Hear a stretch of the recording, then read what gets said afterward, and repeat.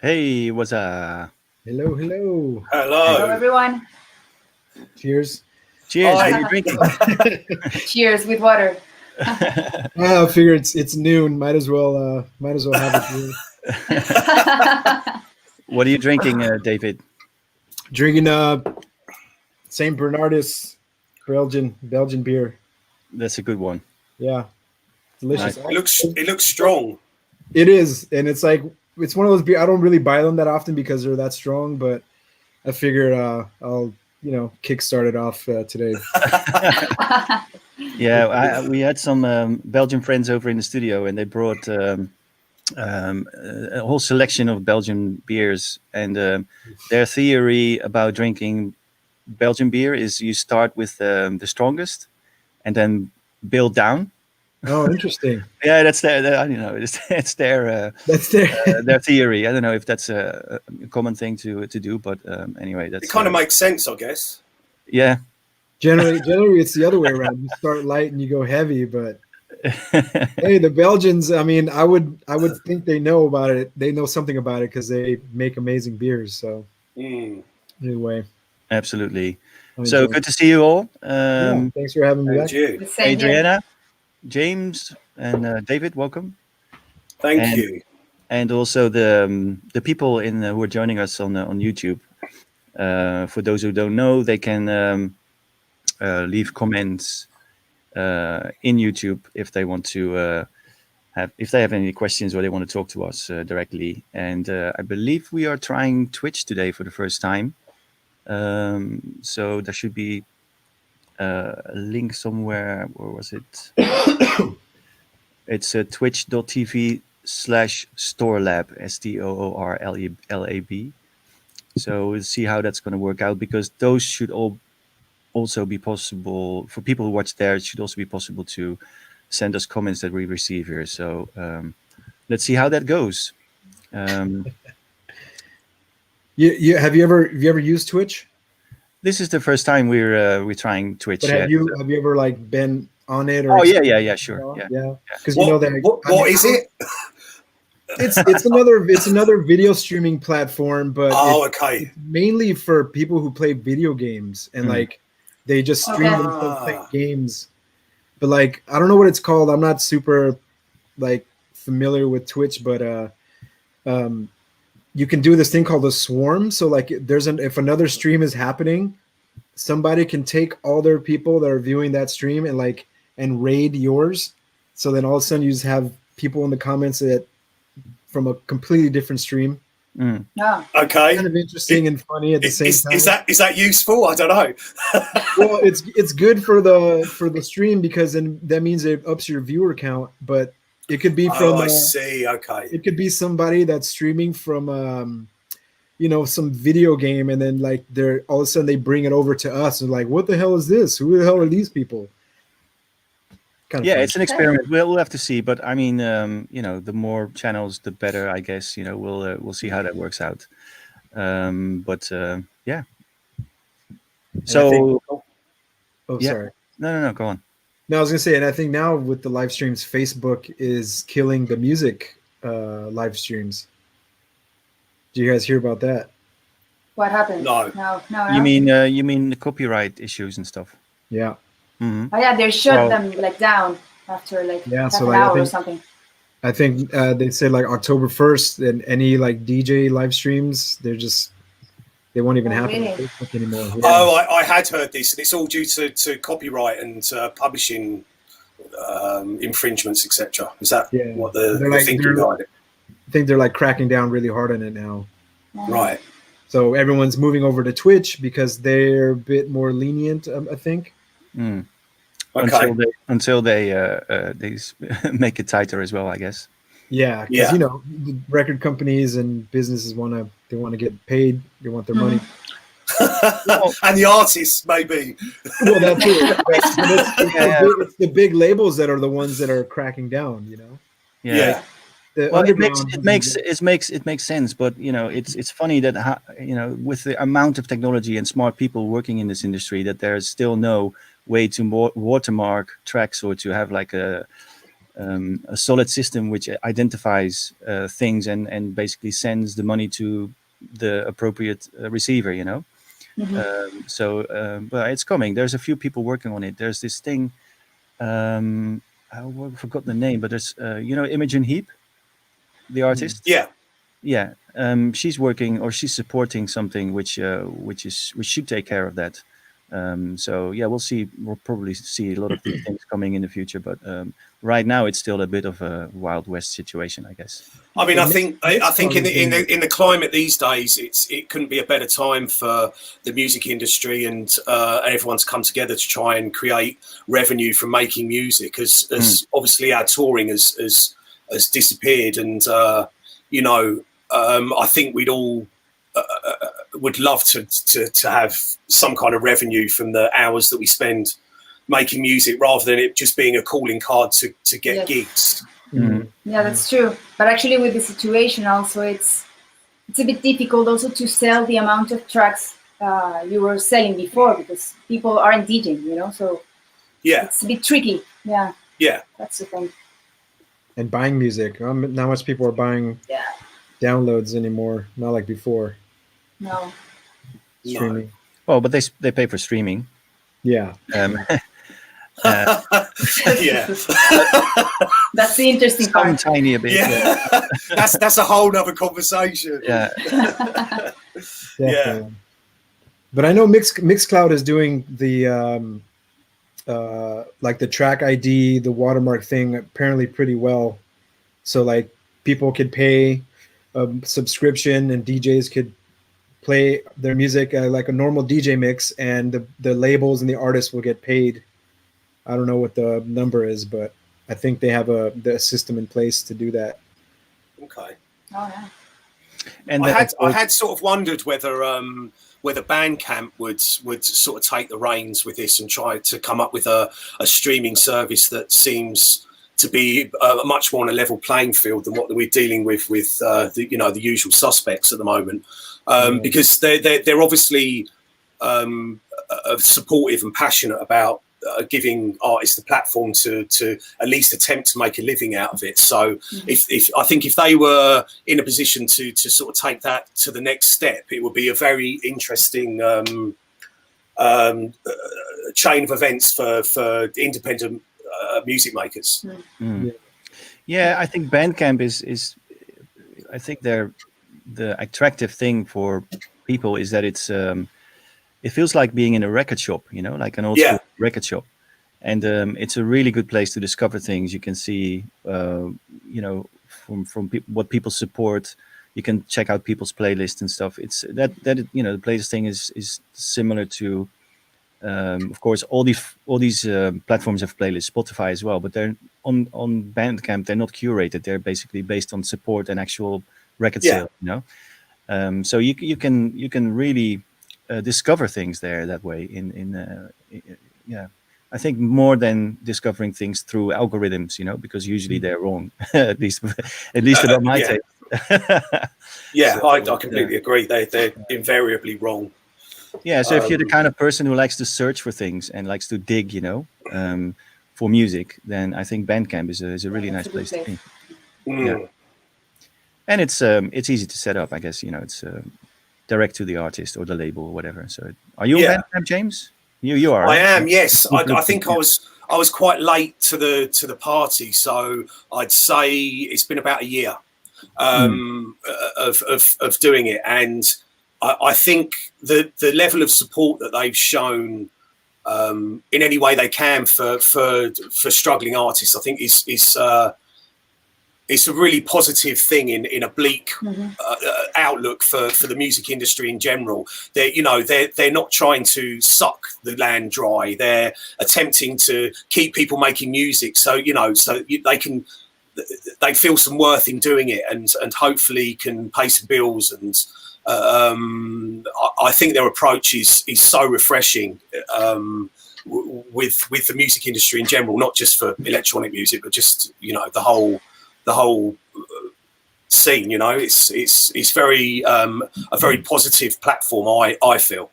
Yeah, I've been using it actually since I created my label, Grey Report, and with the years, it's been like getting bigger and bigger, more Yeah. buyers and more support, and Yeah.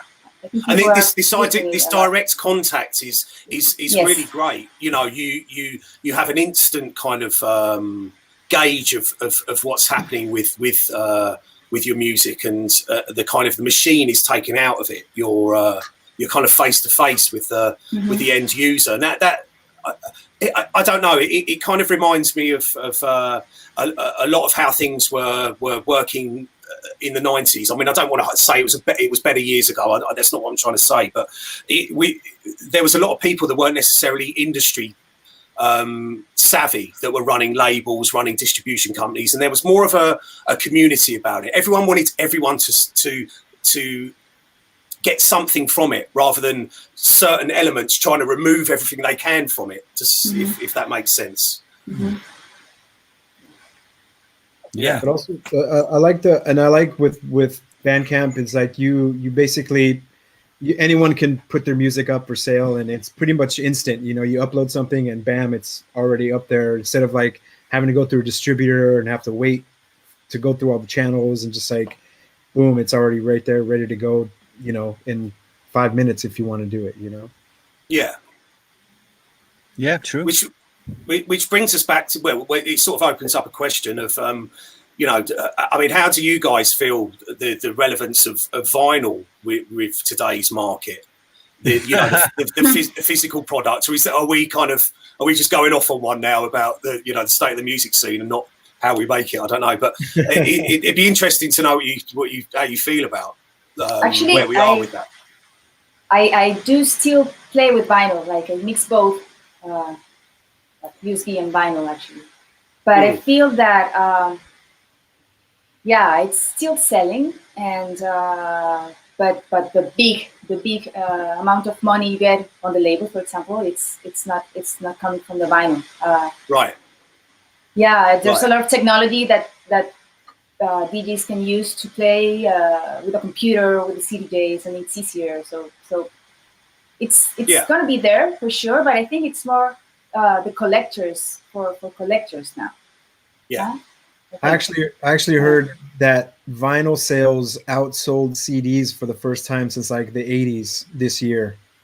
Yeah, I read that as well. Yeah. That actually doesn't surprise me. Yeah, well, I mean, is that good or bad? Because who buys CDs? You know. Yeah, exactly. It doesn't surprise me at all. Yeah.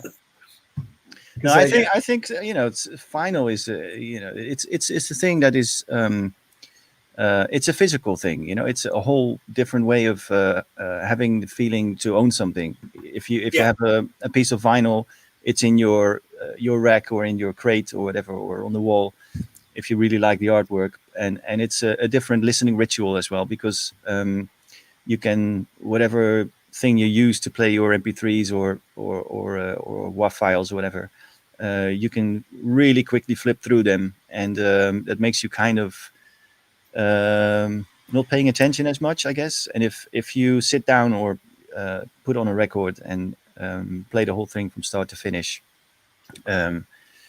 it's a different. It focuses you more on the music, I guess. It's well, there's also a process of looking at a putting the record screen, on, isn't there? Yeah, it's the ritual. Yeah, you're not looking at a screen, and you just pay attention to the music. So I think there's some value in that, and also having an actual physical thing that you own means, for me at least, I think that it's you have more of an idea that you bought a product of something you support, of an artist you support, more than paying or clicking something on Spotify or buying an MP3 for €1 or something. It's a more dedicated decision, so it's there's in that way it becomes more valuable for both the artist and the listener. It's I think, and it's of course very niche, but it's we cut vinyl here at Store just because it's also a way to archive things in a proper way, because so far it's been the only physical medium that has outlasted pretty much everything else that came before it, and or not before it, but that came after it. I mean, vinyl is the first pretty much the medium to multiply copies of music and distribute them.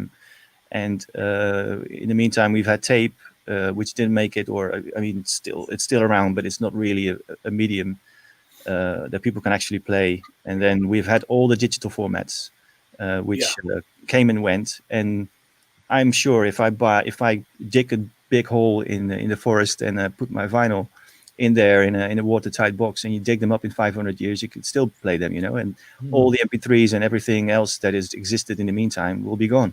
Yeah. So it's I'm not saying that it's you know, music should survive such a long time, but it's because music is obviously something which is relevant now, and it can last, it can retain relevance. But you know, as far as media go, vinyl is a very safe and very stable and easy to read medium. So there's something in there as well. I think Yes. I think there's a beauty to that, to be honest. Yeah, It's- it's what you say. Actually, it's the beauty also when you buy it. It's when you search for the record and then you find it, and then also when you play it, it's you get the image of the record. It's physical, and it's not like searching on the internet for the music. It's more romantic. Actually, it's more.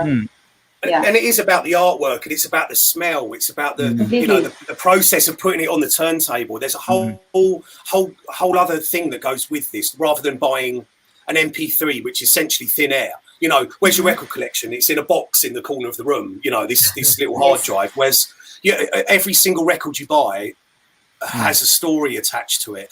I would imagine any one of you, I could ask you, if I went and looked at your record collections and pulled one out, you'd be able to tell me when and where you bought it.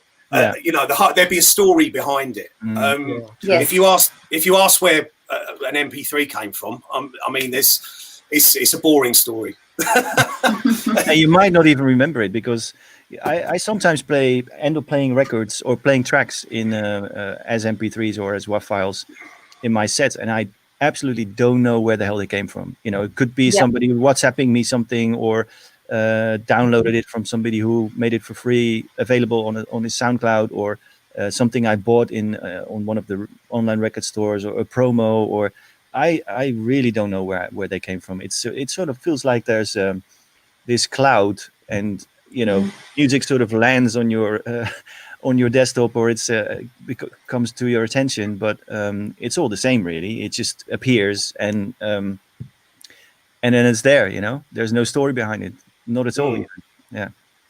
And I don't know if that happened to you also, that when you're mixing MP3s, for example, sometimes you don't even know what you were playing, and then you make the mix and it sounds great, and you're like, oh my god, what the fuck is this? Then you have to check for the name of the track. You don't know.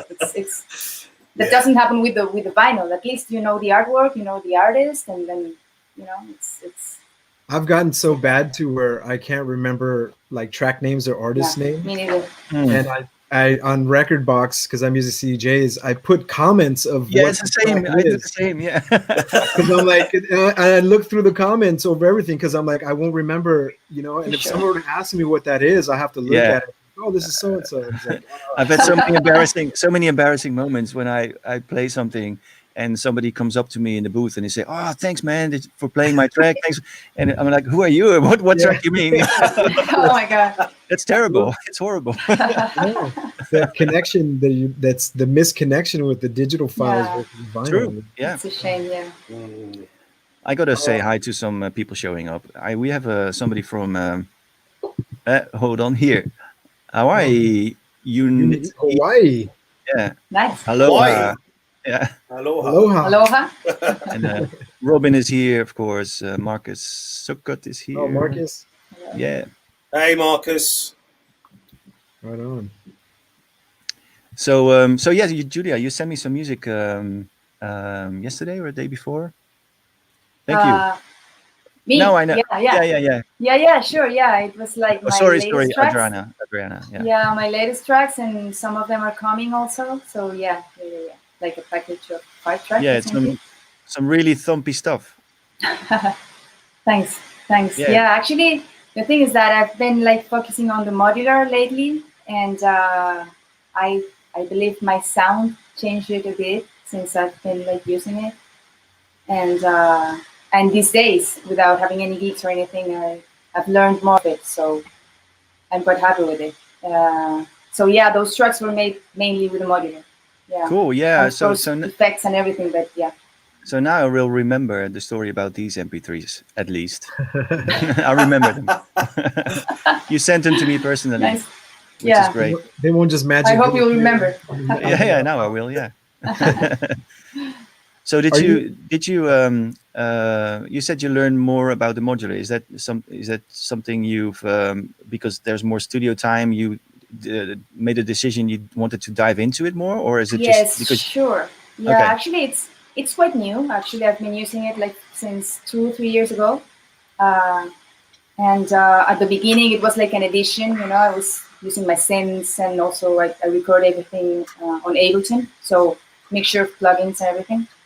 But then with these months, I've been like focusing on it and knowing more the modules I have, because it's a big world. So it's endless. So yeah, endless. Yeah. That's what I love. Yeah, that's the good thing of it. So it seemed that you know, with just a module, you can just make a lot of changes in modulation with just one module and one sound. And when you listen to it, you think there's a lot of layers and a lot of instruments, but it's just one, you know, like being processed in different ways. So yeah, it's magic. I love it. Do you find you get lost easily, or do you have a set idea when you go to it and just try to set it up in the way you had it in your head before, or do you just noodle around, or do you do both?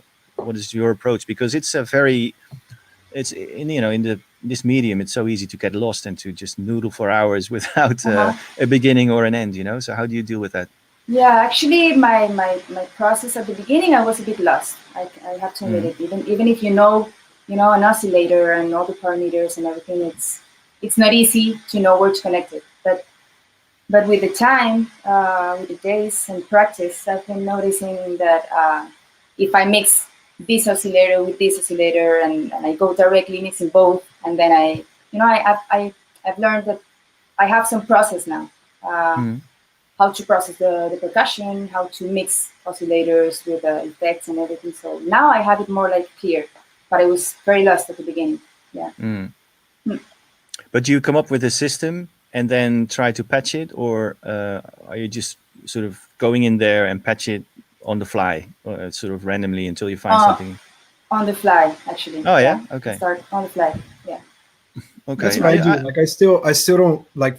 I've been using my modular for like, I don't know, 5 years now, and I still don't really fully understand every function. I just plug stuff in until something happens, and I'm like, oh wait, it sounds kind of cool, but I don't really know exactly what's happening, like the science behind it. I don't know if you guys are. Like, I'm sure Welcome is like that. You're like, and also the names of the of the holes where you connect it. It's like, what is this? Yeah, they don't even have labels sometimes. Yeah. I don't think anybody really can predict what's going to happen. I mean, even if you know what functions you are using, I usually start with an idea. What if I run this through this, and then what if I modulate that with that, or something like that, you know? So there's a clear idea of a signal path when I start. But obviously, of course, you know, even if you do that, what comes out is always a surprise, or it's something that you cannot predict, you know? So it's so the system is the idea for the system is clear to me, and that would be my starting point. But then it's basically upon the stuff I find, what I do next, or how I adjust the patch, or so from that moment on, it becomes something that I do on the fly. But it's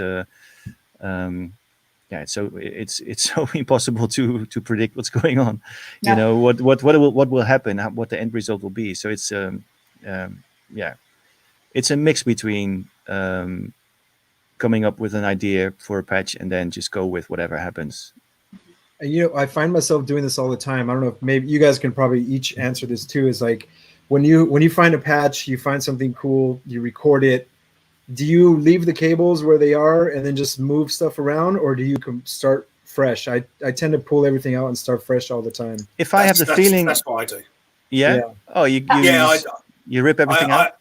I tend to, if a patch starts and if nothing's happened, like relatively quickly I abort the mission because but when I started getting into the modular thing, my whole thing was that I didn't want to spend 4 hours making it go or it had to actually have a purpose.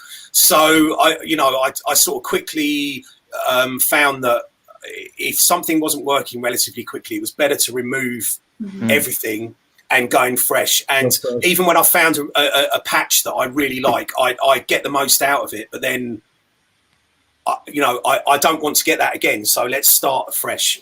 For me, it's always been what I've worked out is that the actual initial sound source isn't what's important to me. It's the modulation. You can't do it with anything else. It's crazy the amount of modulation, which is what makes it so interesting. Once you attempt to tame that, because essentially you've got three, you got your audio gates and triggers.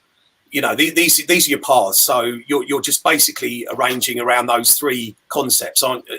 That's the way I register it, and I think that the modulation side of it is far more interesting than the initial sound source. Yeah, so I think I'm a bit like you, James, because you said you try to get the most out of the patch. That's true. I mean, there's sometimes you have a patch which is built for one purpose, to do one line or one thing, and it might be a very simple patch. You basically used all its potential. But if something becomes more complicated, I tend to leave it sometimes for a while, for maybe a few days or even a week, and then just look for other sort of realms where it can go into, or other sort of just see what the entire range of the patch would be, and which started out as something that I had in mind, but then I just try to explore and see what else I can get out of it, and without even repatching. But if it's when I've exhausted everything, then I'll just start fresh again. But how do you guys how do you perceive it when you're recording stuff from the modular? Because I see it as getting as much footage as I can and then processing again. So it's still a raw it's still raw elements, and then I like to really get into what you've recorded from it afterwards. So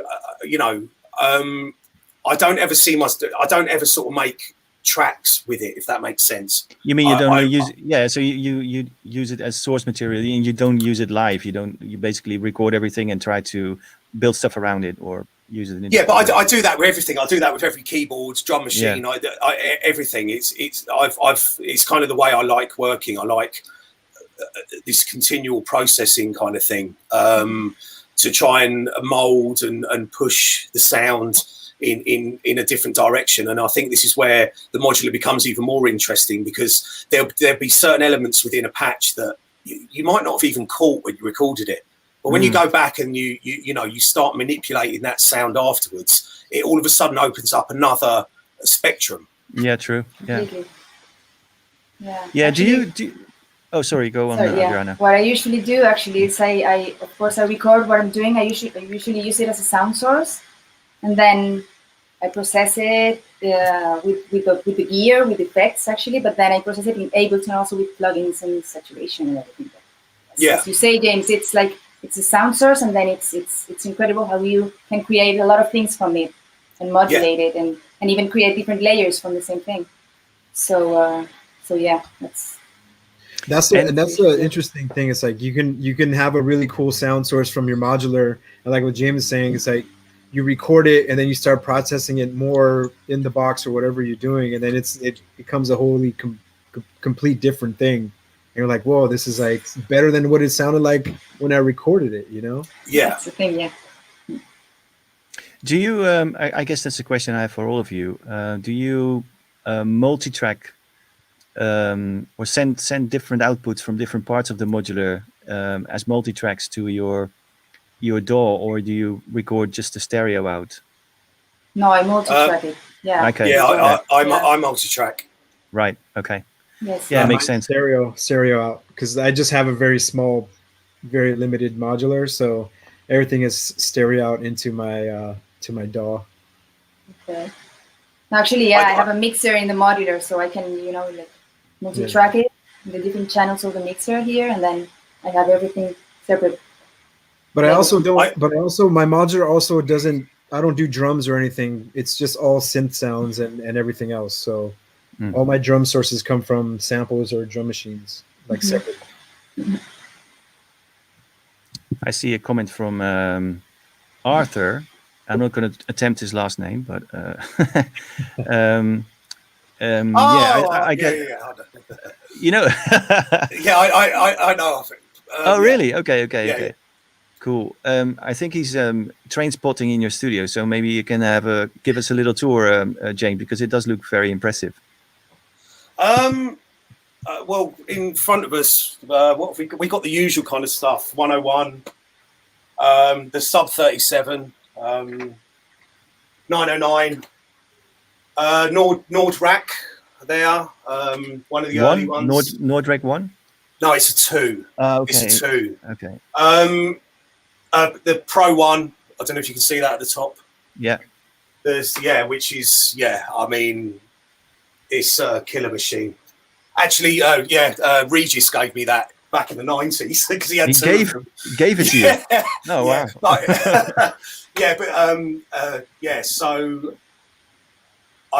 it's kind of mine, but I'll have to give it back one day. There's a 202 there, which is basically the 101 without the keyboard, slightly different filter. The modular, obviously. There's a sequencer. Yeah, is that a I mean that's kind of that's harking back to the old days. I mean, I'm guessing Joachim, you probably had one of those. The Max 16. I do have one. Yeah. Oh, you have one. I'll show you. Nice. Oh yeah. There you go. Oh yeah. It's the first sequencer I bought, I think.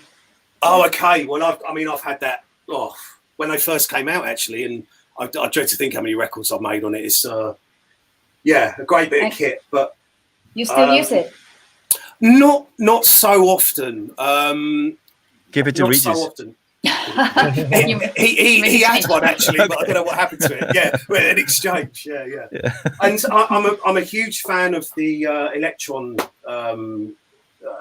kit. So the Digitone is the latest that I got. Big fan of FM. And, I heard that. I think I heard that on your last EP. There was lots of FM stuff going on, right? Yeah. Really good. And the machine drum. Also, I've got Octatrack, which I got for playing live a while ago. Yeah, what else? There's an RZ1. I mean, you got to have an RZ1. An outboard. I think my favourite thing is the Eventide harmonizer. I've had that for a very long time. It's just, it's amazing. I mean, there's Junos. Oberheim, there's stuff kind of everywhere, really. Yeah. Nice. Okay, cool. Yeah, well, I guess while we are on it, maybe Adriana can give us a little tour. We can see the Midas behind you. Yes. So the monitor, let me send this here. The monitor is here. The Midas, 32 channels. Back there, I have the analog rhythm. Okay. Yeah. The Vermona for percussion, the DRM. How is that? Oh, it's really nice. It's a bit like a 707. It's very metallic. I use it mostly for hats and shakers and snares. Like that kind of percussion. Okay. And here I have the synth part. I have a Monopoly, the SH101, Vermona Performer, the one that is just under the Doppler, the sequencer. That's the old drum machine. Yeah, that's a weird looking one because I know the one which is black. I think is that an older version or a newer I version? think it's an older version. I bought it secondhand. Yeah. Nice. It's I've been using it a lot too. It's like having 4 synthesizers in one. Did you say that was I can't see. Did you say it was a Monopoly behind you? Yes. I'm in love with it. Wow, yeah. I'm kind of jealous. I've never actually had one, and I've always wanted one. The thing is that the first the first time I played in Japan, I was like dreaming about it, and I found one in a guitar shop, in a electric guitar shop, and it was like quite new. It was amazing. So I just brought it with me in the plane like that. Yeah. You smuggled it like a treasure. And then I have the tape echo, the chorus, the Roland 501. Oh, nice. That I'm using it in almost every track I'm making now. Yeah, I like it very much. Cool. I was gonna ask James. You said you have an Octatrack. Yes. Everybody I speak to uses it in their own way because it's such a deep machine, and you can use it in so many ways. How do you tend to use the Octatrack? Probably the most simplistic way I could. When myself and Mark Broom, we did a couple of gigs live as the Fear Ratio, this other project that we do, which is kind of not techno. It's something else. So we were looking at ways of trying to put that together, and the Octatrack had come out, and it seems the kind of obvious solution, because I'd played live several times before, and the kind of, I wanted to remove the laptop from the equation, essentially. And it's an amazing way of manipulating samples, it's very, very deep, and I think there'd be people that would laugh at how I use it. They'd be able to show me things that I hadn't dreamt of it doing. So it's really very simplistic triggering and mapping out songs within the banks and just making it work in that way. But I'm sure someone that was an Octatrack geek would laugh at me, to be honest. Well, yeah, I don't know, because it's again, everybody you speak to, some people use it for live sampling, or other people use it just as a simple drum machine. I use it myself for my live sets as well, and it's probably it's also the very simplest way. I just use the step sequencer and just tap in patterns, basically. So there's a one channel dedicated to bassy sounds or kick sounds, and there's a channel dedicated to hi-hat sounds. So I swap out the samples and I make patterns with them. That's all I do. And I use the effects. So there's two. The inputs are going to two effects channels, and they have a chain of stuff which I can manipulate slightly. So it's very simple. I've used it in more complex ways, and just in the studio, because it is very powerful. You can basically create a track out of just one sound. And just manipulate it in all kinds of different ways, and just make an entire composition out of just one sound if you would want to. It's extremely flexible. Yeah, extremely powerful. I found playing live as well. I got the analog heat, so I just run the output into the analog heat, and as soon as you turn that thing on, it's like the club's going to explode. It's just it's amazing. The two put together are really a really great combination. But I don't use it very often in the studio. It was purely purchased for that live thing, so I've tended just to keep it in my head as that's what that's for, and I'm probably missing a lot of stuff because of that. But I tend to do that with equipment, that it might sit for years, and then I'll have this kind of this idea that I'm going to look into it a bit more and wonder why I didn't do it 5 years ago. Yeah, actually, I've heard really good things about the analog heat. So you use insert it to your master out, and like for master. You have to be super careful. Yeah, you have to be super careful with it, because it's it's really heavy, but it adds a weight, and it's fantastic. I can't recommend it enough, really, for those situations. Again, I use it in the studio, but it's really from that idea of the live setup. Okay. So again, it'll be one of those things that I delve into a lot more. But it's great, but it's a lot of money for a saturation unit. I would say that. How That's what I was much going is to it? ask. I was like, is there anything comparable to that maybe just does as well as a job that's cheaper? As hardware? Because how much is it? I don't know. I don't know. The Probably price. the Auto Boom The or Auto. Baum. The Auto. Yeah, Yeah. I've seen that one too. The red one, right? That's Yes, the- it's the red one. Yeah. Yeah. That's right. I think I asked this question last time. That's right. Oh, did you? Yeah. You have to Somebody make was There notes. you go again. David. Somebody was talking about the analog heat, and yeah, it's like it's quite pricey for considering what it is. And Yeah. I asked for what's the comparable, and yeah, I'm gonna make a note actually because I keep forgetting. Yeah, I had the analog heat in the studio. Somebody brought it. I don't remember who. I think maybe it was Jeroen Search. I don't know. Anyway, but I checked it out. It's a bit more. You can. There's a display on it, so you can choose presets, and there's a bit more variation in the algorithms, but still the boom is very flexible, and it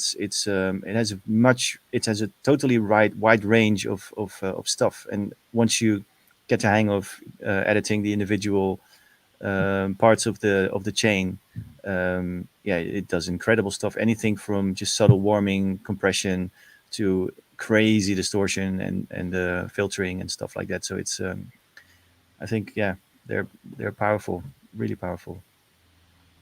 Do you Does the have? analog heat also have like a limiter or a compressor built into it? Yeah, Yes. yeah. Yeah. And it is one with you basically have one knob to one setting you can change of the compressor, and it's probably ratio or a combination of ratio and attack and release, because it just becomes more pumping and pumping when you increase the rate. But it's probably not only ratio. I think it's a combination of some parameters, but it's like I said, the values or the range of sounds you can get is very, very wide. So it's a very powerful machine, I think. Mm. Hey, we see a fellow Colombian here, the route. Hey. Oh, Juan. Hello. Hi. What's up, Juan? Hello, Colombia. He was one of the owners of Mute in Medellin. Yes. Yeah. Oh, right. Okay. Yeah, we were just joking when we had a pre-chat that there's very often during these chats we get people shouting out from Colombia, come back to Colombia, and now Colombia is coming to us, so that's cool. Yeah. The best people. Yeah. Yeah. Yeah, hopefully you will be back sometime soon. Yeah, I was supposed to play there in September. Actually, I had like 3-4 gigs, but yeah, it didn't happen, of course. So hopefully next year. I try to go there like once per year. And I was going to play at Mute actually. Yeah, with one. You're from Yeah. from Medellin? I'm from Bogota. Bogota. Okay. Yes. But my family is from Pereira actually, so it's Okay. yeah. I see a question directed directly to David from Decoder. Hey, what's up, Decoder? Question for you. El Sonido. El Sonido. Yeah. He asks you, what is the synth line you used for the main synth? I used my Prophet 6 actually for that one. Oh, Yeah. that's And Nice. it was just a layer. It was basically what it was. It was just a copy of the synth, but one filter down to like have the sub. So just like the same patch that I made, but layered one on top of the high end and the sizzle, and then the bass line was just this filtered down version of it. So yeah, Pro 6. I love that thing. Been using it. That's a nice technique. You just use one sound and just filter it in different ways and stack them up. Yeah, Is that something you do often? especially when you have like a sound source that has some sub in there, but you want to bring it out a bit more, and instead of like me boosting an EQ, I'll roll off some of the low end on the higher sound source, and then just compress the shit out of the other one. Excuse my language.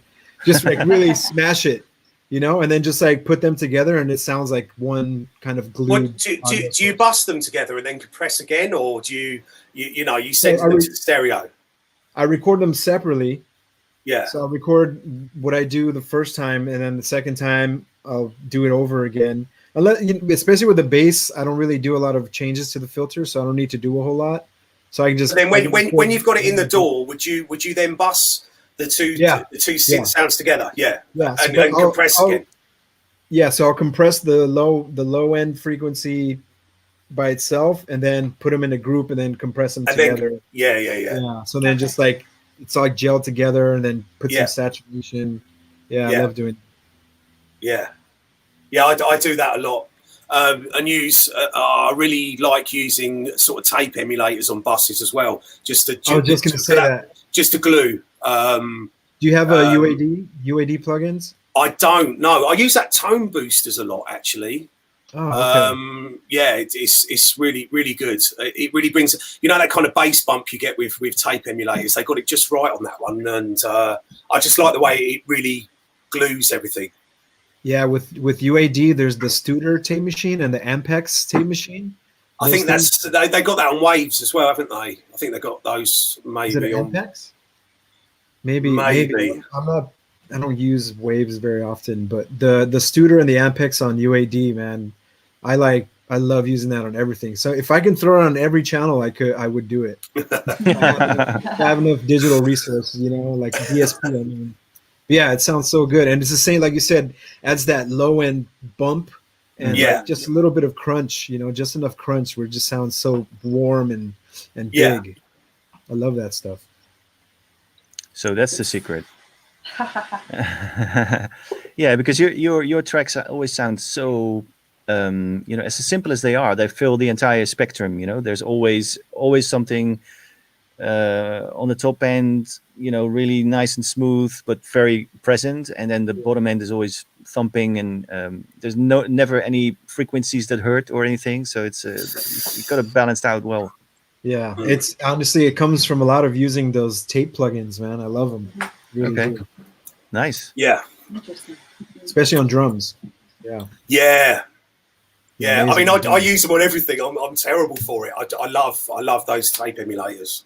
Where in the process do you start using them? Is it something you insert in a channel before you start working, or is it something you add afterwards to see how it works on buses, or is it part of the mixing process or the mastering process? Where in the process does it happen? For me, I actually mix to the master channel, if that makes sense. So I have a channel with things like that already set up, and I don't add it after I've done done my tracking, and I do it as I go along. I like to mix to it, so I'm almost doing it backwards, if that makes sense. But I know that's not the way you should, but hey. But do you take it off at some point, just or do you take it off before you send it to mastering, or is it always part of the sound design of the whole entire thing? No, it's part of the sound design. But what I do is I don't smash things to pieces. No, you don't overdo it. No. So there's I mix to it, but it's stuff. It's just very, very slight.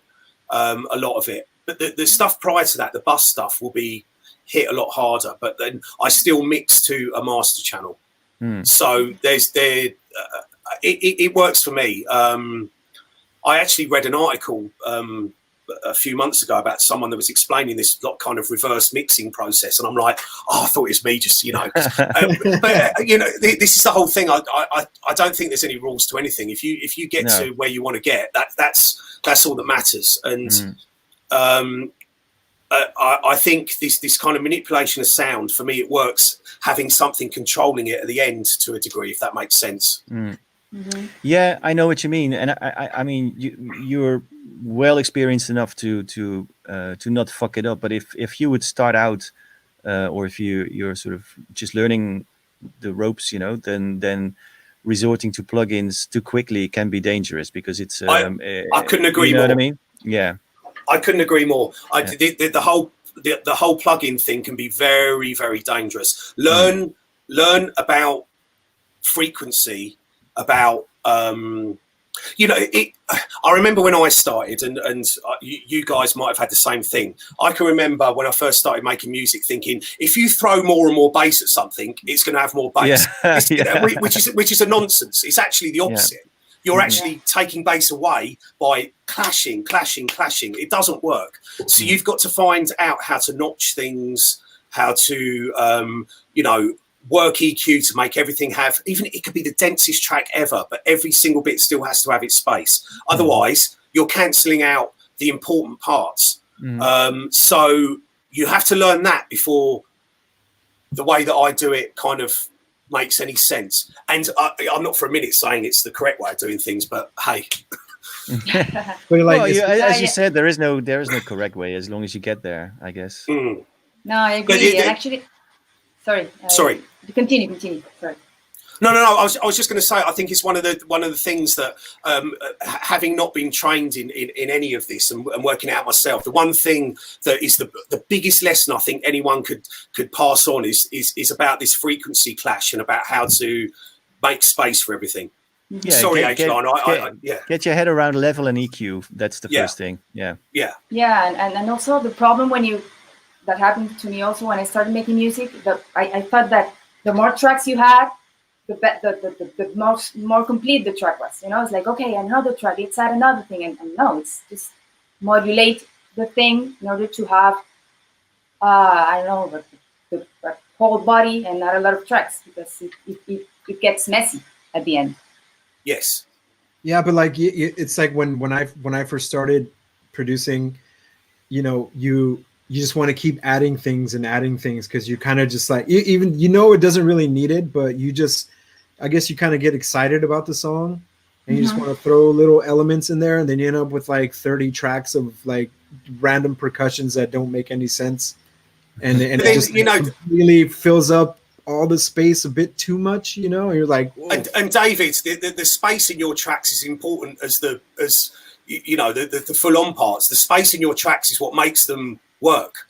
Yeah. So it's equally as important. You haven't got to fill every gap. You don't have to do that. I don't think. That's what that's what I think too. Yeah, I always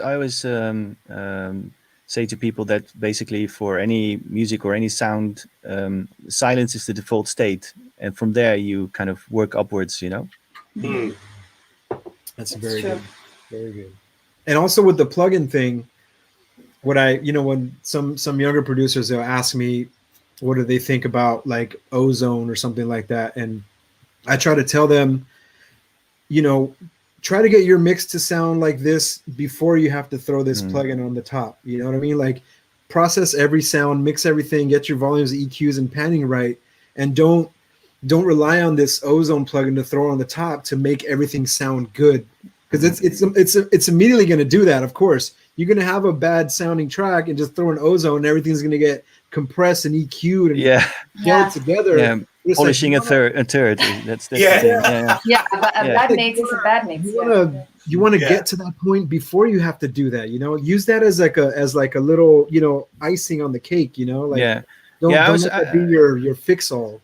Yeah, I think the first year or years, maybe even, you should really get the level in EQ down. And if you do use these mastering type plugins or like overall processing things, those are really, really kind of dangerous, because you just use 1 dB here, 1 dB there, just work on slight little problems that might still exist, even if you've done your best to take care of them while you're mixing.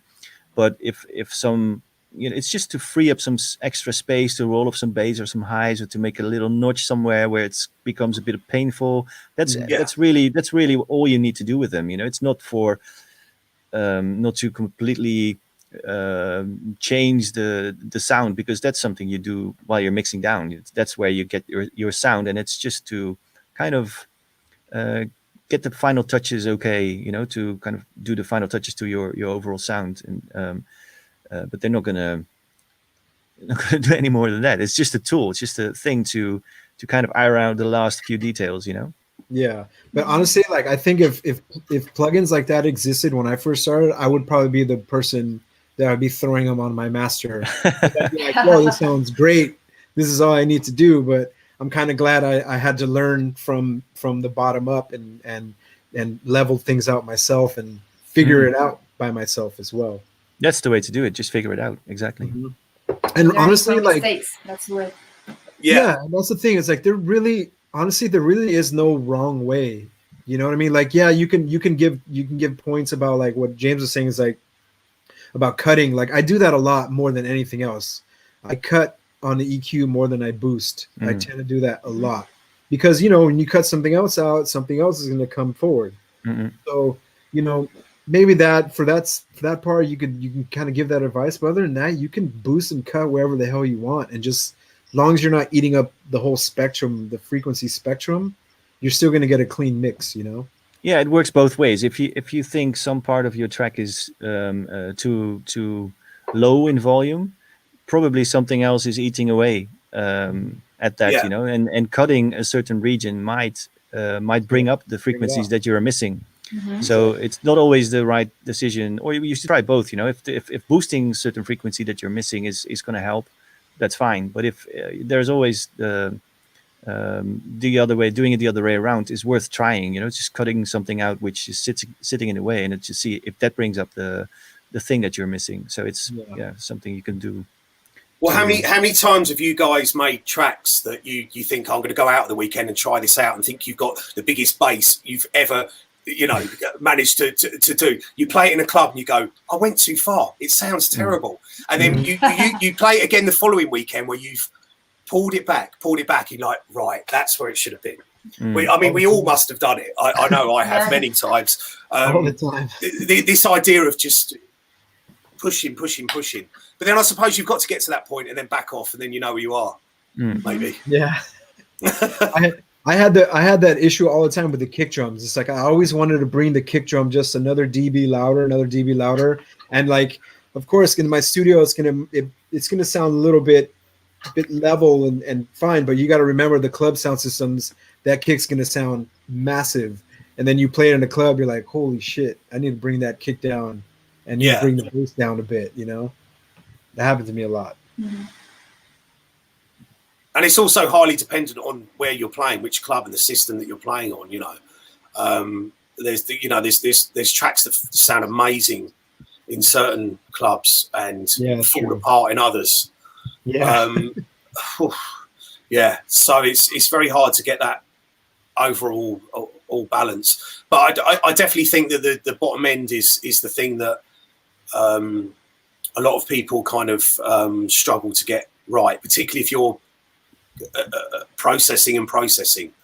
I even got, there's a lot of tracks that I get that are supposed to be mastered that still have muddy or unclear bottom end. You know, it's really hard. It's a really easy thing to miss. Talking about bottom end, by the way, a question from James to Adriana. How do you make your bottom end? How do you take, because do you have a special thing you listen for, or tools or compression or whatever? How do you deal with bass? Yeah, actually, I do it. I have these plugins that I use a lot. The D16 group is the saturation and beat reduction and everything. So this helps me to, I have, like, for example, the bass line, and then I just pass it through it, and I get more harmonics from that. I also compress it for sure, sidechain it. But yeah, I think it's mostly the saturation technique I use. It's like David said, it's like it's a plugin that I use almost in every track, you know. I think it's secret weapon. Yeah, that's it. Okay, so but do you listen for specific things, like because it sounds like it's a lot of sculpting going on the way you deal with it. Yeah, actually, I make a chain. It's usually now I'm using the modular mostly, so I usually saturate it, and then I just I don't boost it with the EQing, like you said. It's like I just take out the frequencies I don't like, and Yeah, I think that's it. Yeah, it's like the chain I use. And what else is in the chain then? Okay. I have so the normal chain would be the saturation. Then I have the compressor, and then I EQ it actually. So Okay. that's the way. But I always use saturation. Sometimes more, like more distorted or not. Also with the modules, I have some saturation modules here. But yeah, it's like that. The order of the chain. Adriana, I have a question with your mixing desk in the back. Are you recording, let's say, your modular hardware into your DAW Mhm. and then mixing with the desk, or are you recording through the DAW? I record everything like multi-track with the mixer, but Mhm. then the mix, it's like I do the recording, each instrument separately, but then the mix and all the arrangement and everything, I do it on Ableton. Yeah. Okay, So I so do you don't all you the don't, mixing process is Ableton. So you okay? you So don't send the outputs out to the mixer to No, levels? I started when I got the mixer. Actually, I started doing that, but then it was too messy for me. It wasn't easy, I was like, no. So I decided to make the mix on Ableton. Joachim? Sorry. Depends. Joachim, So- this is an interesting question, actually. well, actually, John, I was trying to get my head around what Adriana was just explaining. So you have stuff coming into your mixer, and then you use the direct out to go to your DAW, basically. Yeah. That's it. Yeah. Yeah. Okay, and then you Well, still actually, have.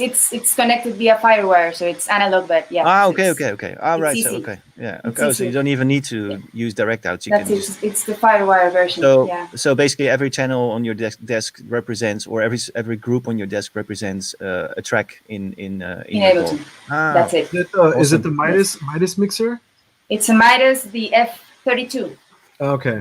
Yes. Oh wow, I didn't even know they had that one that big. Yeah. I've seen the smaller ones, but I never seen the 32 channel FireWire I one. think I have the 8, 16, and 32. Yeah. Oh, okay, cool. Awesome. So I don't have to disconnect and reconnect everything. Everything's connected, and that's Yeah. it. Yeah, it is an interesting question, like you say, James, because some people record just the stereo out and that's it. Just take it or leave it kind of thing. I've done everything. I've done all the methods. I've done direct out from the desk to the DAW and multi-track it that way, or I've done things where on the desk we're just grouped to like the 8 subgroups and just you record the groups separately. That's what I do now. Yeah, okay, and I've done more often than not. And now I usually even bypass the desk and I just make chains of stuff, much like you would use a modular, but with sort of all hardware, and then just have the final stage of the output go to the sound card. So it's and then basically sometimes I'm working on a setup now for a project tomorrow, and so for example, one sound out of a drum machine might go through an external filter, or and then into sort of a reverb on a Eurorack module, and then that will be sequenced with whatever in time with whatever is going on, and that would be one sound. And then I have another chain of stuff which is like a big synth, and then that goes into a pedal, and that goes into a compressor or something else. So I make like signal paths like you would with a modular system, but with all hardware, and then the end of the chain is just one sound or a stereo track, and then that goes into the sound card with basically bypassing the desk altogether. So the only disadvantage is I have to sometimes use splitters to be able to record effects separately from the main signal. You know what I mean? So they have to. Sometimes I don't do that because I'm just I just go with whatever came out, and sometimes I do just to have some room and some a way of tweaking things or leveling things afterwards.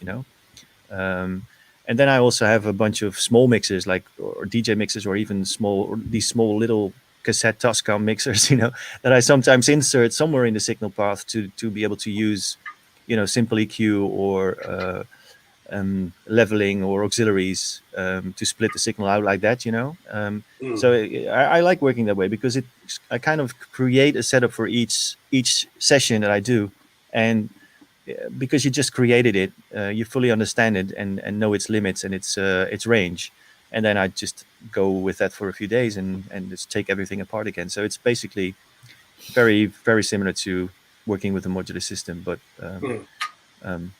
repatching a whole studio instead of just a modular.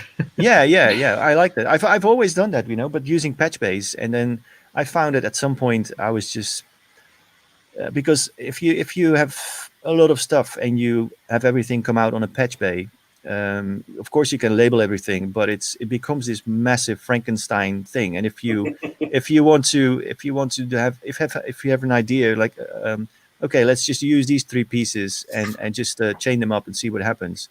It's actually quicker just to put them on the table and just patch them up just for that session, and then just with a Patchbase, it's sometimes you can make the same connections, but then your one synth that you want to have in the chain might be on this side of the room, and then the other one might be there, and then you would never make that combination. And now I can make any combination whenever I want. So it's patching without a Patchbase, basically. Yeah. Wow. Okay. Because how do you do that, James? Because you have a lot of sources. Do you have a Patchbase, or have you wired everything to the desk straight to the desk? No, I don't, because I tend to move things around a lot. So okay. I went for a stage of having things sort of more hardwired, and it agreeing with what you said, it becomes a pain rather than an easy way of making things happen. So, I mean, I have a desk underneath this lot, just literally to bust things, because I do all my mixing in the computer now. So I don't EQ with it. I've got another smaller mixer, little Soundcraft, which I actually love overdriving it. It's got an amazing sound, believe it or not, and it was a £150 mixer. It's nothing special. But when you overdrive it, it's really nice. So this kind of combination changes so often that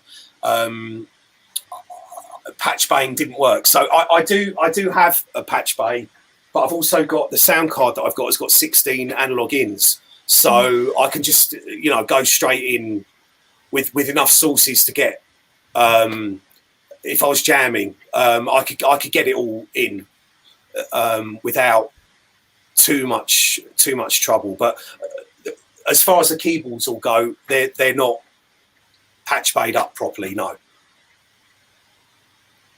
Okay, so you what you said, you move stuff around, so you still make combinations you sometimes think of that you haven't made before. Yeah, very similar to what you're saying. I mean, because there's things like the Eventide pedals and all that. If you had all that hardwired, it'd just be a nightmare. Yeah. It's much easier to get where do you stop? Of cables and where do you stop? There'll always be something that isn't Patchbase.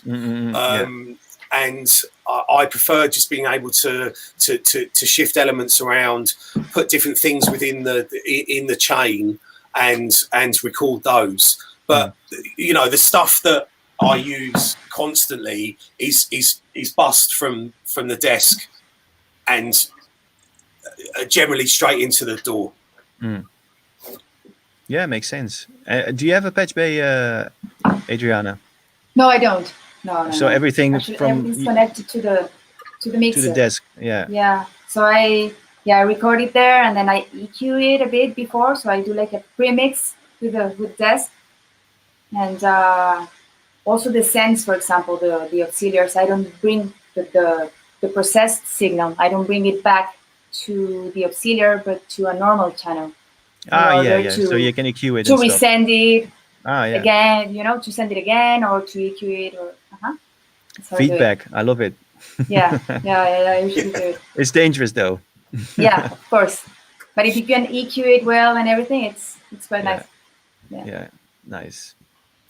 Let's see if there's anybody. I'm always forgetting people in the comments. I haven't even looked what's going on there. Let's see. Do you? I have a question. So someone has Yeah. someone. I don't know how to say that. KZTWRK. So how much money do you spend on wires? Oh, here. Where is? I just got it. Here we go. Yeah. Kunstwerk. Work. Whatever. On wires, I don't know. Not. I've bought most of the cabling Long time ages ago. I mean, yeah. I mean, the cool thing about this place is that I use the cables that would normally go in my old studio. I did have everything patched up into patch bays, right? So, but I've used the same cables, which are basically multi cables, and have this connection block on the end, 24 inputs. Oh, the DB, the Tascam ones, right? No, yeah. Well, they basically have. Pretty much they go into either into the sound card, or they go on one end and they basically have ports to jack into on the other end. So it's. But I've just have them lying around the studio. So anywhere where I am in the studio, wherever the places where I'm working on a setup, or behind a modular there, or in the middle behind me on the table, there are these patch blocks just sitting around, and I can jack straight into the sound card or into the desk from there. So it is kind of like a patch bay, but without the tedious thing having the patch bay in one place. So they're numbered. So basically, if I insert something into channel 1 on one of these blocks, it'll turn up in channel 1 on my DAW. So it's the easiest foolproof way to deal with it, I guess, and still patchable. Well, that was going to bring me on to my next question. Is, I mean, basically for everyone, do you guys do you invest in good cables, or do you just buy regular cheap cables? Sometimes I get a load of new ones, because some of them, there might be a few that are becoming old, and a bit unreliable. So so sometime, but it's not like buy cables every week. It's just maybe every 6 months I'll get 10 more or something, or new ones with different lengths or different connections, because I do the patching here the way I explained. There are some instances where you have to make a connection which doesn't have standard cables, so I have to buy one, or I have to get adapters or something like that. So what about you, Adriana? Yeah, actually, I think I do both. Actually, it depends. If it's for sending it to the pedals, or for sending it to the effects, I would buy some good ones, But then, otherwise, I think it's both cheap ones and good ones. You don't buy it that often. So I mean, there is when there's one broken, then I would buy another one. Yeah, exactly. But I think David means if there is like cable cables and stuff. There's cable religion out there, with people buying gold plated shit and like 200 euros a meter cable stuff. But I don't do that. I mean, I get good quality.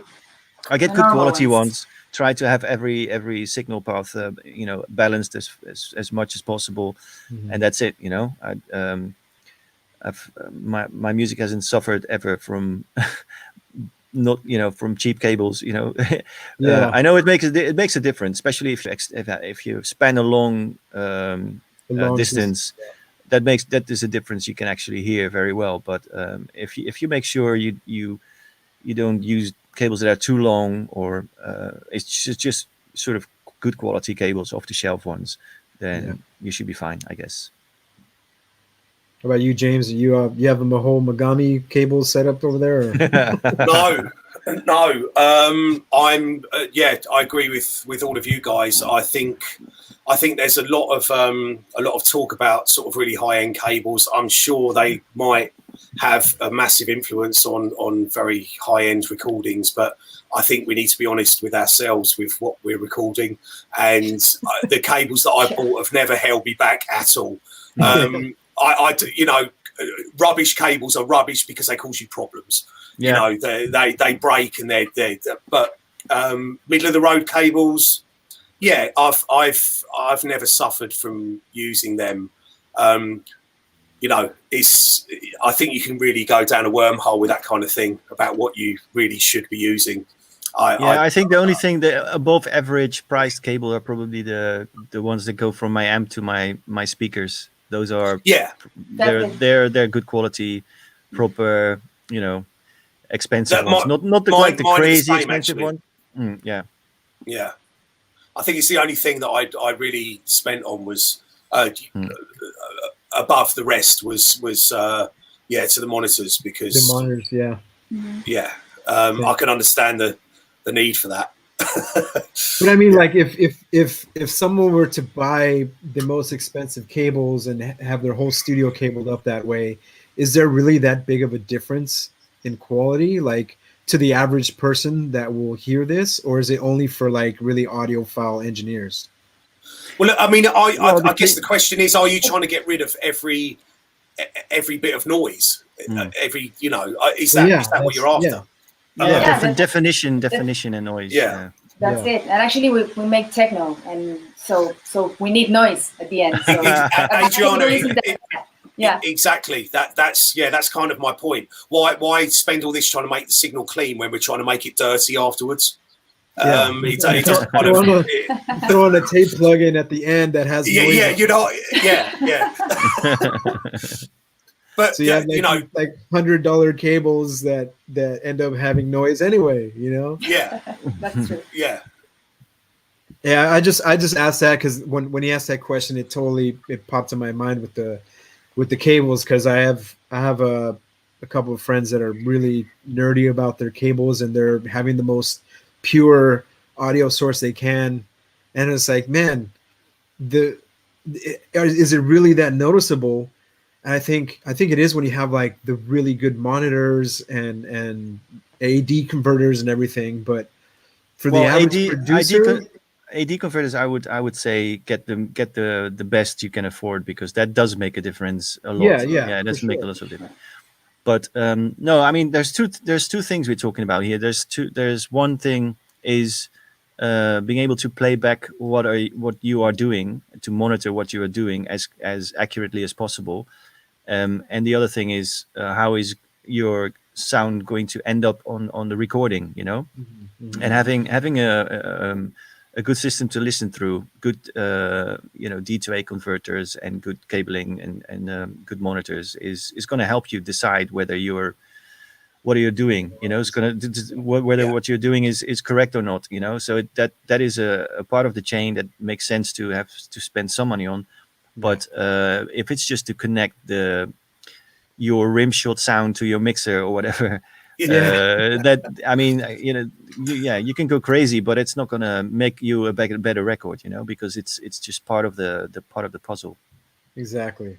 That was the point I was trying to make. It's like, I don't know if it really matters that much in that part, which I totally understand. Because like I actually just upgraded I got a Pure 2 monitoring and AD/DA converter, which is actually, I didn't realize how much of a difference I was missing compared to my Apollo monitoring converters. It's so crazy how much clearer and more definition I'm hearing now. Yeah, that part of the chain is definitely also for listening, of course, but also to get your analog sound into your into the digital domain. You know, that makes a huge difference. Yeah, and it's one of those things that I never really paid attention to so much because I have an Apollo from Universal Audio, which it's good, but until I got this one, I never realized the difference, and I was like, holy crap, I'm hearing hearing little things that I didn't hear before. And then it makes me like, once you get into this, and it's like, damn, I want to upgrade the whole studio. Yeah. And then when you start talking about converters, I never realized how freaking expensive it is like, to get some really good quality converters. It's crazy. But for now, monitoring, it's such a huge difference for me. Yeah, the better or more expensive they get, tinier the difference will be, though. I mean, Yeah. there's an obvious difference between a cheap one, like a few €100 one, and a few €1,000 one. That's a massive difference. And I would say that if you've got a little bit of an ear for it, everybody would hear that, the difference. Yeah. But once you go up from there, it's going to be percentages or even tastes, the just a matter of tiny differences. And then you get into the territory, is it worth the extra investment? Yeah. Because some are like, there's like these like $4,000 converters, and it's like, is it that huge of a difference? I don't know.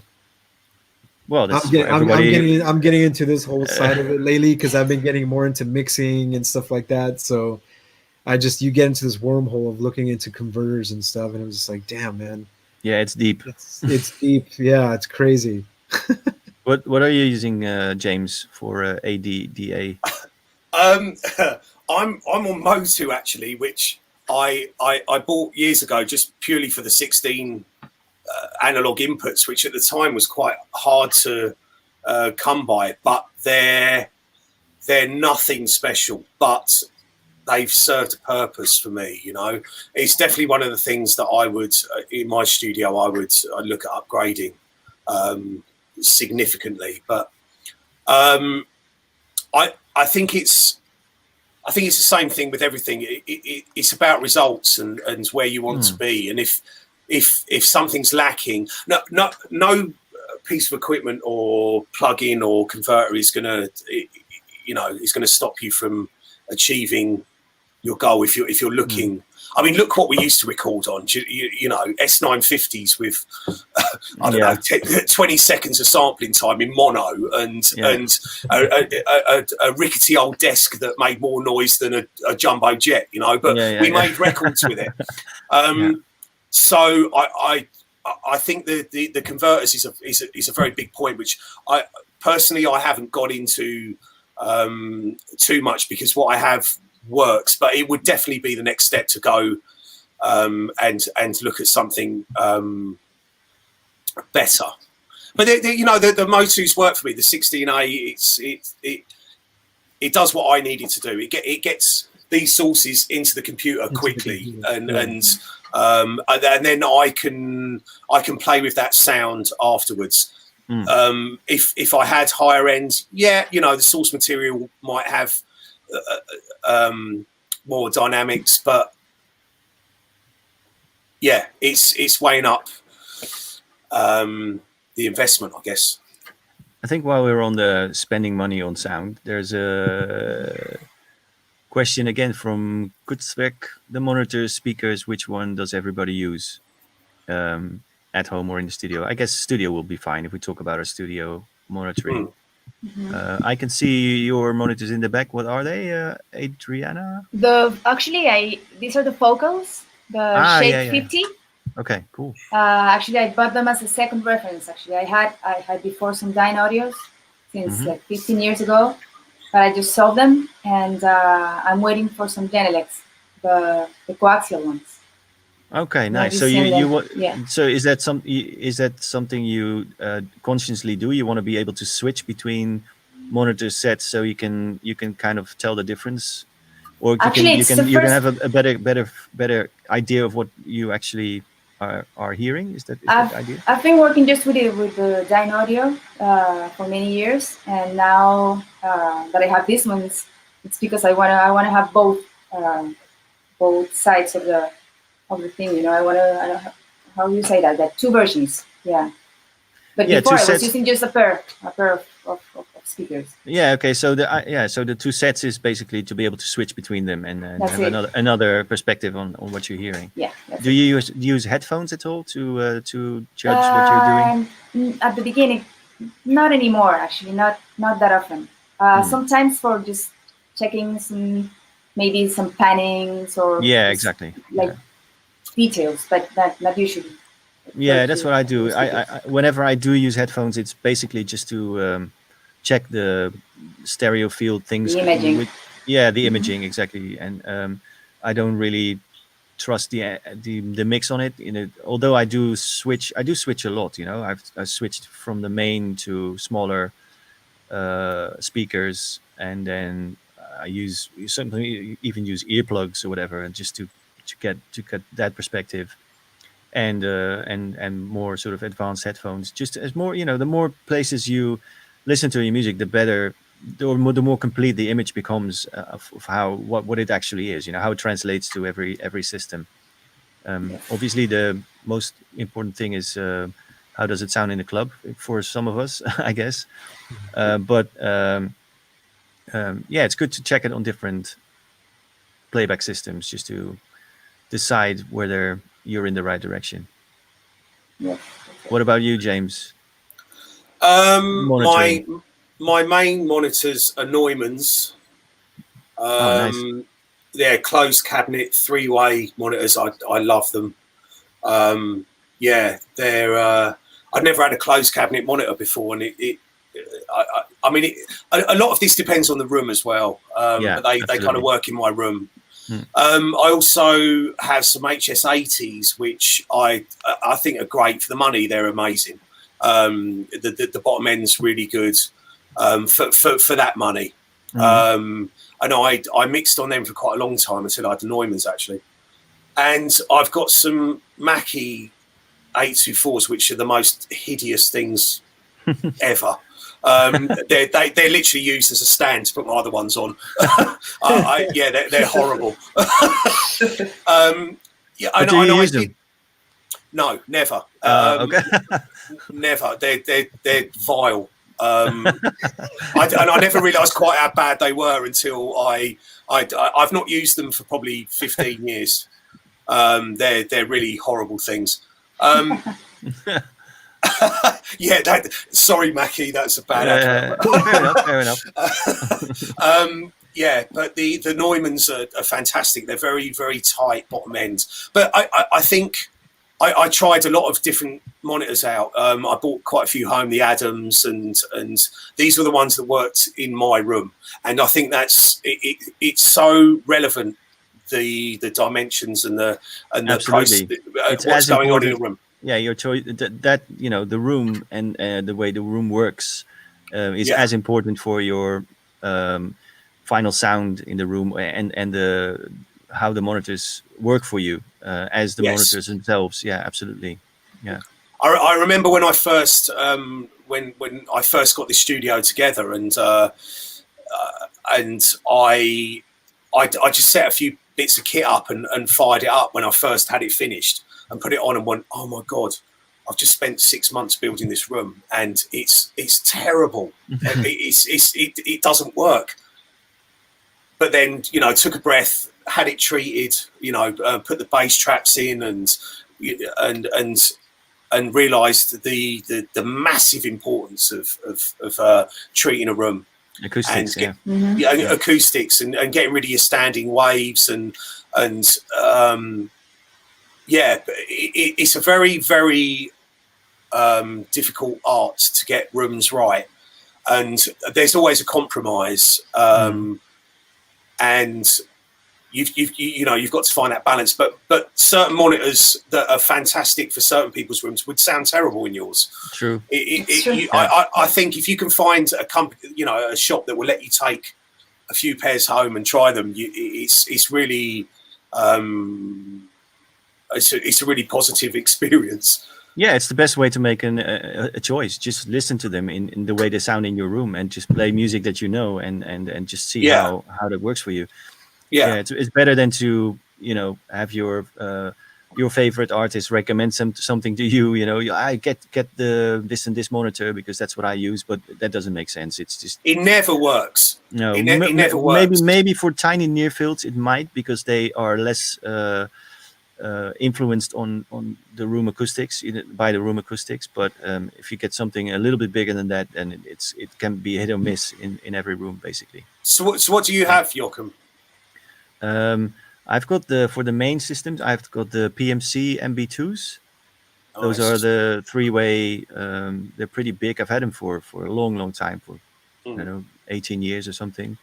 And those are complemented by a massive sub. I've got a 21-inch Adam sub, Wow.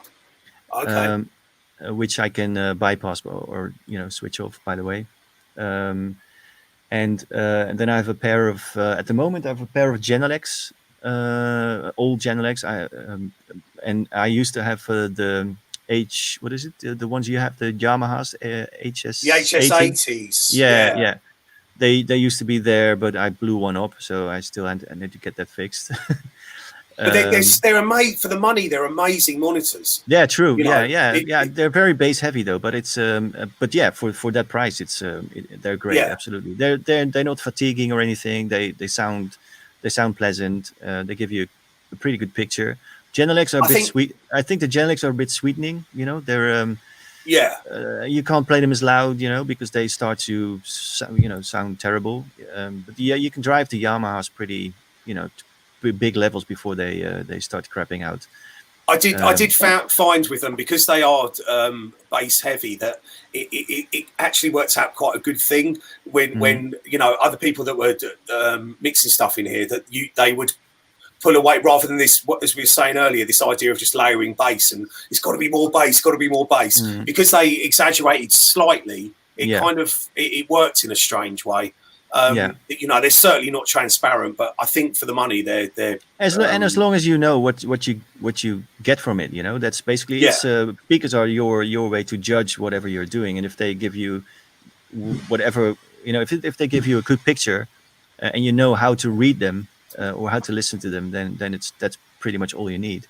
But yeah, the size is important. The size of the room is important. Before I was in this room, this room is pretty large, so this can handle the waves that come out of such a massive sub and the PMCs. The room I had before here was slightly smaller, and to be honest, they have never sounded as good as in this room. Although the room is not acoustically perfect, it's just it's got some hippie treatment, like just found materials and not scientifically treated, but just treated until I thought the vibe was nice and the sound was good. But yeah, I'm happy with the sound now. It works for me. I know it's not perfect. The acoustics are not perfect, but I know how the room sounds and how the speaker should sound and what I'm supposed to hear. And there are some places in the studio where it's actually accurate. I know it's accurate because I know it's what I'm hearing. And other places there's a bit of a dip or a boost in a certain frequency here or there. But it's impossible to treat the room this size to have the same sound everywhere. There's always it looks pretty big, to be honest. Yeah. Yeah. The good thing about it, about the mains though, they travel. The sound travels throughout the room. So anywhere on the axis between the speakers you are standing or sitting, they give a really good picture. So it's nice to be able to move around and not having to be stuck in one position to hear what you're doing. So that's a good thing. Sorry, Joachim, you said you had Genelecs. Which ones? I don't know what. But you said you couldn't go like loud with them. I tend to play them not as I tend to play them on a very moderate volume because that's the in this room at least that's where the sort of the sweet spot lies. Then I can actually hear what I'm supposed to hear. If you blast them, then it just all becomes out of proportion. I wanted to know because actually I'm buying some Genelecs soon, but they seem to be the coaxial ones, the three-way. They seem to be like the sweet spot. It's quite big. You don't have to be sitting in the sweet spot in order to hear the whole imaging. So you can move around the room without changing the imaging. Right. So hopefully they would work. But yeah, it's not a big room here, but either if I go to the modular or go to the other side, with the Dynaudios, I was losing the stereo thing. So you can always get a pair of cheap hi-fi speakers, and which are usually made to project the sound in the entire room rather than to a sweet spot for mixing. And just have them lying around if you're just working on them or on a modular or something. Just have them standing there. You know what I mean? Just so the speakers that fill the room with sound, rather than monitoring speakers because they are Yeah, they're really made for direct. mixing. Yeah, Mhm. yeah. I don't know. It's just an idea. Can be a cheap solution. Yeah, I don't know. Yeah, the Genelecs aren't cheap, so but I think I don't know. They're gonna last Is for the- your room like a square, a box, Adriana? It's squared actually. It is. I had a lot of problems when I moved here. I've been living here for a year now. It's the studio is in one of the rooms of the house, so it's like it's like a here and then here I have the DJ setup and that's it. It's quite Right. small. So I was struggling with it, but then with the Dynaudios I was using Sonarworks to, Sonarworks. Yeah. Yeah, so but it seems like the Genelec have their own. They come with their own system for the acoustics for the room. So hopefully that will help. Yeah. Yeah, Jendrik is mentioned. He's saying the 10308, the Genelecs. Is that the one? That's the one I have. I mean, it's an old. They're the older models without the processing. Is that the one ones you're I'm getting? having? No, the ones I'm having are the 8341A. Okay. 8341A. Yeah. They have this system. They have it's coaxial, so they have the tweeter in the middle, and then they have two subwoofers, also like up and down near the woofer, so everything's like centered. Okay. So it seems also for the fatigue, it's less fatigue and everything. That's technology. Yeah, that's an important David, thing what too. do you have? I have Atom A77Xs as my mains. I don't really mix on those very much. I just like to use those to listen at a loud volume because it's got really heavy sub bass on it. And then I have these small Atom A5Xs, but I've been wanting to switch them out and get like a different brand just to get a whole different kind of perspective on the mixes. It's really funny because I had the 7Xs here before I bought the Neumanns. I had both those monitors, and I could the Adams had no bottom end for me. So that just goes to show how a room. It's the A77X. It's got the dual sevens. Yeah. Oh yeah. They had no bottom end for you. No, they were just awful for me. But in this room, but I'd heard them elsewhere and they sounded great. But in this room, it sounds like a club. Yeah, it's so it just goes to show how room dimension and treating is such a major part of what you're perceiving. Yeah, definitely. And also, I mean, like the thing too is I have wood floors as well, which I think helps with a little bit of the sound and carries some of the bass. And I know I've heard these in like kind of brick or concrete buildings, and it definitely did not sound the same as it does in my house or in my studio. You know what I mean? It's just like the low frequencies don't travel as well, I guess. But I really like them. But my the small ones that I usually produce on and do most of my work on, I want to switch them out. I've been doing research, and everyone, obviously everyone recommends a certain brand, and it's just if you can find a shop that will just lend you 3 different pairs, you got to find somebody who wants to, who would take the effort to bring them to your studio, so you can do a shootout and have them, AB them against each other and just. It really is the only way. Yeah, because like it sucks that you have to commit to buying these monitors that you have no idea how are going to sound in your room, and then sometimes I don't know how it is over there, but like. A lot of stores here, they'll have a return policy, but sometimes it'll be like a restocking fee, so you have to pay to send them back, and it's just like, come on, like this is like music production studio. They should know that you have to be able to, try something out before you really want to, take it on full time. And they're not cheap either. You're spending at least maybe $1,000 or more for something, and it's just like, well, sorry. Yeah, actually here there's no like test before you buy.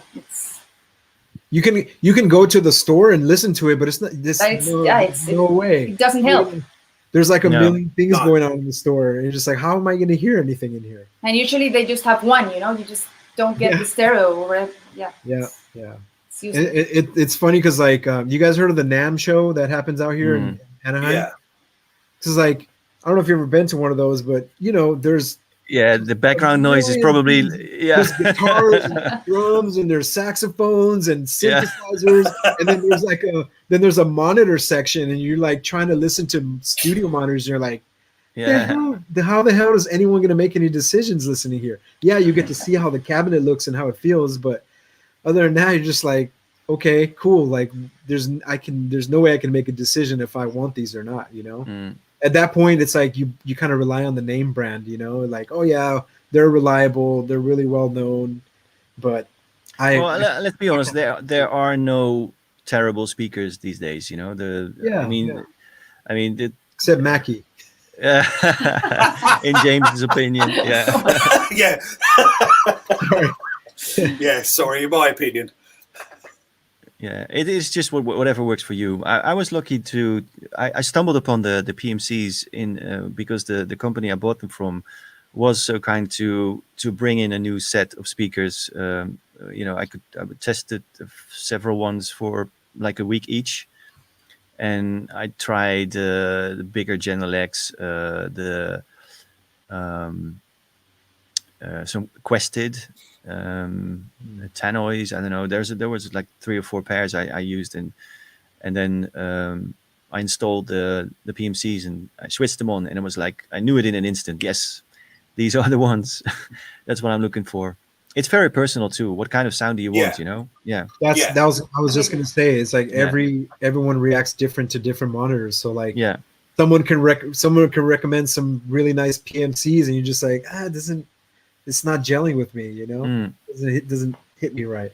Yeah, I like the way the ones that I use. You can play them very quietly, and you can also really turn them up, and they pretty much give you the same image, or at least in this room. So it's I tend to play things louder when I'm working on something. So if I'm working on a track or composing or messing around with machines, I play louder. But when I mix down, I tend to play a lot quieter. Yeah, same. I don't like mixing too loud. No, I don't mix loud. No. No. No, because when you get loud, then you start losing. The proportions get lost. Proportions. Yeah. Yeah. If you can have a nice mix at a low volume, then you're doing something. You're on the right track, basically. Yeah. I've asked another question about mixing. Have you guys ever tried the method of mixing in mono first before stereo? I do check mono because no, but mixing in mono before stereo. Before stereo, to get your levels.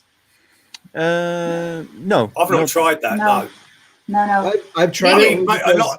I read about it and I tried it out. It's pretty interesting actually, because when you actually turn on your stereo switch, everything just freaking explodes, and it's a really interesting contrast than mixing in stereo and checking in mono.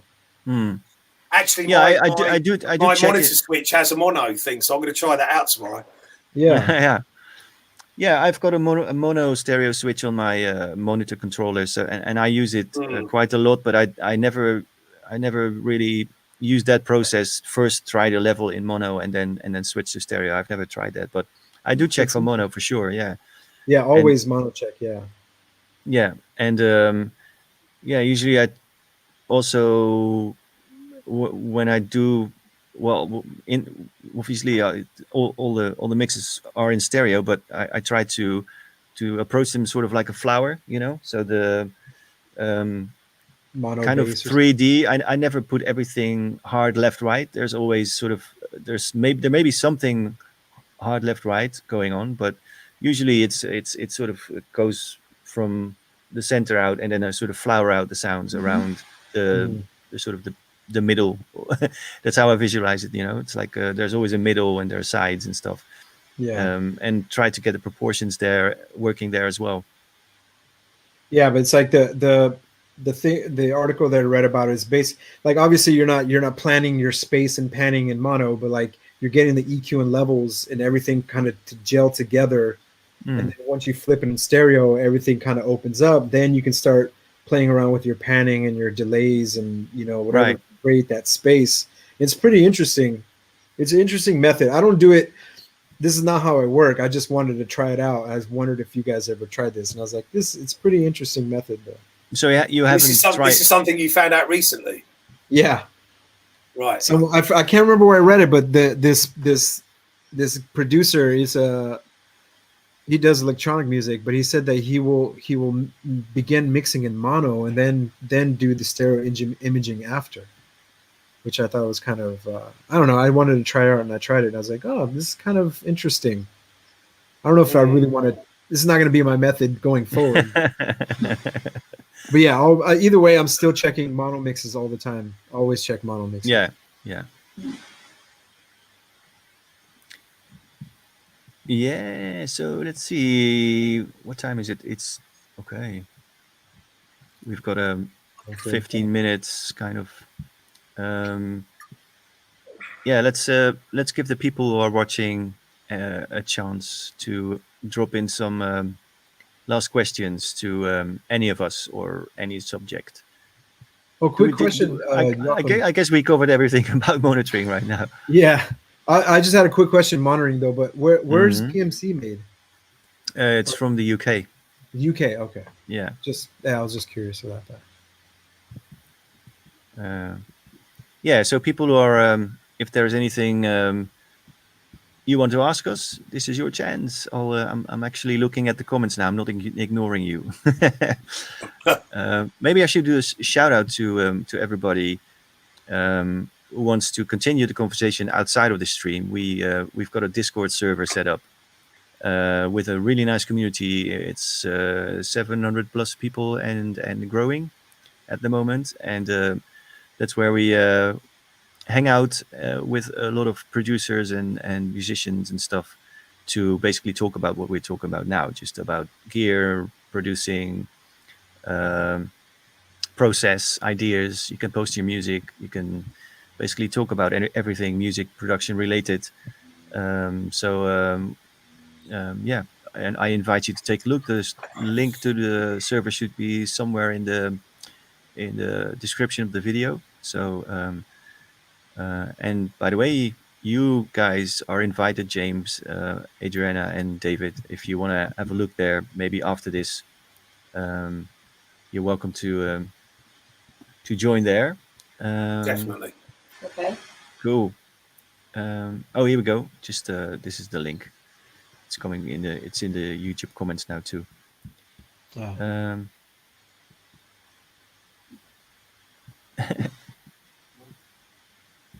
Yeah. So, does anybody wants to plug anything? Because James, you got this EP out.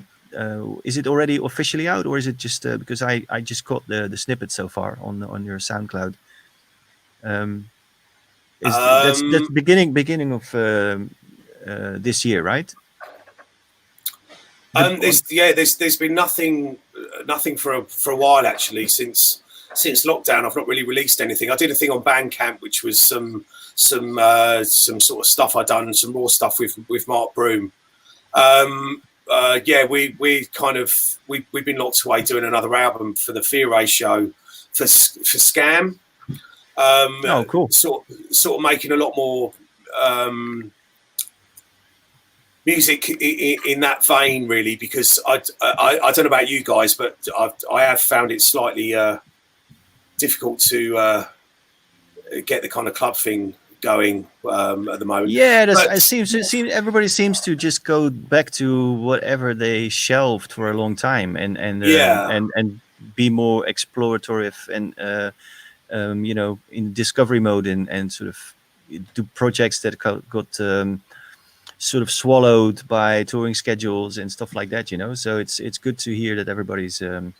It's funny because just the week before lockdown, I think it was the week or 2 weeks before, Zach DVS1 came over and spent a few days, and we sort of roughed some tracks out, and it's taken us until now, all these months later, to actually finish them off, because it was so, after we everything stopped.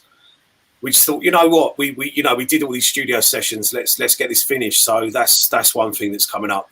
Cool. Nice. So fairly soon. you started them in your studio and then you basically finished them. Yeah. over He was in the UK for a few days. So he came and stayed with me, and we sat and we made loads of music over a few days, and we've kind of now we just forgot about it because literally lockdown happened, and the last few weeks we've kind of resurrected the project and got it together. So yeah, that's one thing that's coming up. Cool. I mean, I'll definitely keep my eyes out for that. It's a promising duo combination. Okay. Awesome. So is that coming out on? Do you know? Can you talk about that? Is it where it's going to be released, or is it? It's coming out soon. Is that what you want to share with us? No. There's an idea of where it would be going, but okay, cool. I'm not going to say anything just yet. Forget it. What about you, David? Are you releasing anything soon? Anything you want to plug? Yeah, I went through that phase of not wanting to do club music, and then all of a sudden I just said fuck it, and I started making club tracks and stuff. You still got to send me your hip hop tracks, man. Oh yeah, that's right. Oh, you're making hip hop. Yeah, and you too, James. Actually, I got to send it to you. Yeah, dude. I just because we talked about this last time and it totally spaced. Yeah. on me. I totally That's forgot. fine. I was just so curious. I'm just so curious because anyway. Yeah, but with my label Truncate, I started releasing other artists. So something just came out with this guy Hertz Collision. It just came out last week. And then I started another little label called Work Tracks, which is like more just Chicago jack-in stuff, all club stuff. That's going to be coming out. I've done a remix for you as well, David. Is that coming out? Oh yeah, and then I'm still waiting for some other remixes. So that's still, I don't want to say too much yet because it's not even nearly done. But I have Mo doing a remix, Drum Cell, cool. and and then obviously, I mean, I'll promote the DJs and beers thing that I do. That's tomorrow. We'll be there. Yeah. Yeah. Cool. Adriana, anything we can expect from you? You sent me some stuff. Is that some of it was already released because I found it before, but yeah, some of them were new? released. Some others are going to be released. They were supposed to be released this year, but with this mess, they're going to be released next year in March. I'm also working on an EP for my label, for Grey Report. That's going to be out also beginning of next year. And and actually I've been asked to work on tracks for different compilations now. So like for helping, for ONGs and all that. I'm working on tracks for, it's a community, like a women label community from Colombia. Well, from South America, actually. So it's going to be a compilation of tracks made by South American women producers. Oh, cool. Yeah. And what else? Yeah, like different tracks for different various artists releases. Do you always work alone or do you do collaborations as well? I've been working alone for the moment. I've been working alone. Some remixes, of course, and everything. But a collaboration, no. Okay. It would be nice, yeah. Cool. Well, people, I think that kind of sums it up. That covers it. Anything else, or should we just call it a day and move to the Discord server? Yeah, I'm not sure. I don't see anything urgent coming from the comments. So, all right. Well, I think we should wrap it up then. Really good to see you. Really good hanging out. Yeah. And nice chat. Absolutely. Definitely. Good to have you on. And so thanks everybody. Thanks everybody who was watching in the comments on YouTube. And I actually did the Twitch thing happen. I don't know. We'll ask Sander in a bit. So thanks for watching and thanks for hanging out with us. See you next time. Ciao, ciao. Have a good have another beer, Ciao. David. Peace out. Okay. Bye-bye. Ciao. Bye.